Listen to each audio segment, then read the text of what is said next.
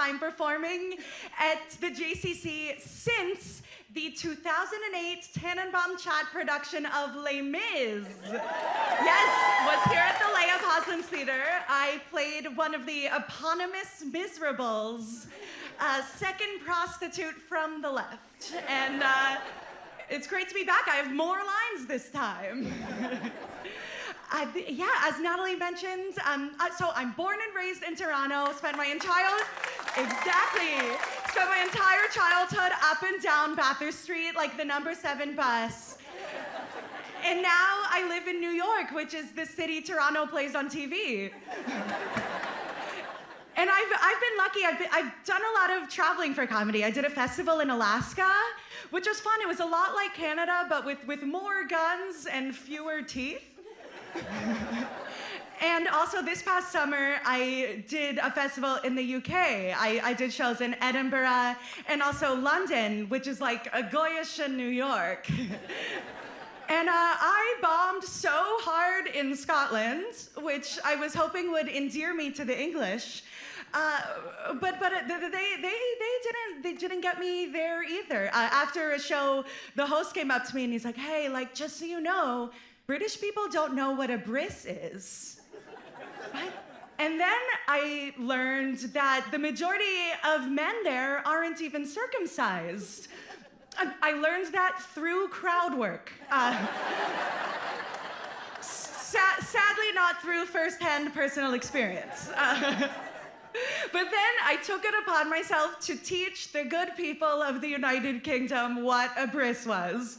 So I'd get on stage and say, okay, so a bris, it's like a christening. There's a party, you give the baby his name.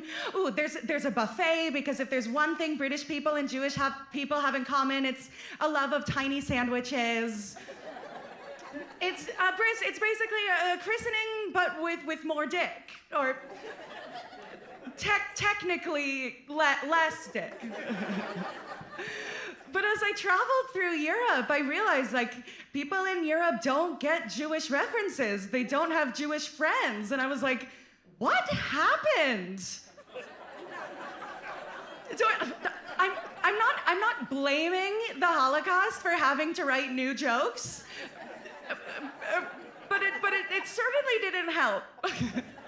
Like, I did the math. 6 million people murdered 75 years ago would be 50 million people by now, and those were the fans I was robbed. Like, if I wasn't sufficiently angry about genocide then, I am absolutely livid now. Yeah, there are a lot of different types of Jews. In this room alone, we got conservative Jews, maybe even Orthodox Jews, Seinfeld Jews.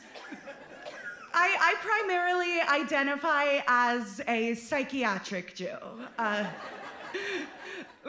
feel most connected to my heritage in therapy. The DSM-5 is my 5 books of the Torah. It's hard because, you know, like 80% of anxiety disorders are actually misdiagnosed as Judaism. But I'm one of the chosen people who checks off both the boxes.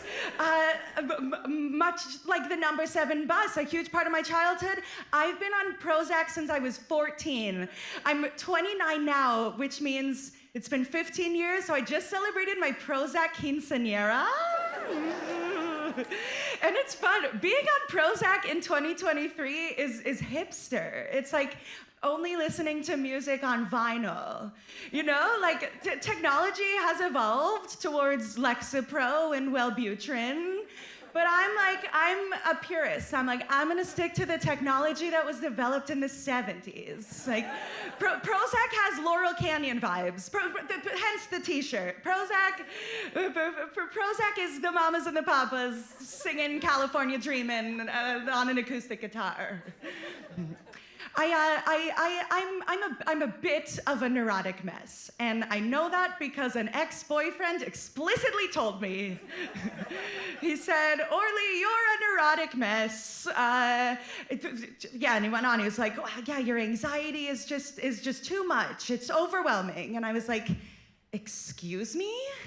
That's anti-Semitic." Okay, like I am the victim of a hate crime. Don't worry, guys. I called Abe Foxman and the Anti-Defamation League, and they took care of it. I haven't heard from him since. So yeah, now I'm single. It's true. As the saying goes, I'm single and have the antibodies for shingles. I had shingles when I was in grade 4.